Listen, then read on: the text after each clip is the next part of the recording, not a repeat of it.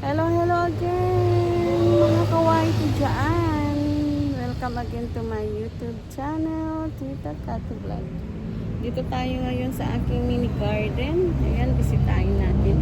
At meron ako ditong mga pinagbalatan ko kanina na carrots at saka ito.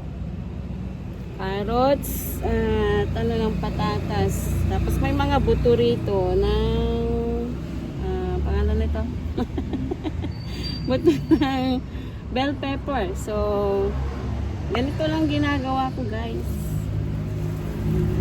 Ang galing na nga natin ito. May bunga na rin siya, oh. Ayan lang yung paso. Ayan lang, diba? So hindi pa rin ako nakakabili ng lupa. Yan, tinatapon ko lang, ganyan lang ang ginagawa ko. Nakikita nyo ba? So, yan. Hindi pala nakikita. Sorry. Kasi hindi ko na to i-edit. Kaya, dediretso ko na lang siya ng ganyan. So, bahala na dyan. Sorry. So, ayan. Ayan yung mga, na-harvest ko na ito. Nakapag-harvest na ako ng isang bell pepper. So, meron pa rito siya. So, meron pang 4 na nakatambay. At plus itong isang ito sa isang paso. Ayan. So, ibabalik ko muna rito. Mamaya. Ayusin ko mamayang hapon. Lagyan ko ng lupa na talaga siya. So, meron ulit tayong pwedeng pipitasin na blueberry. Blueberry na naman. Blueberry talaga. Ayan. Mulberry.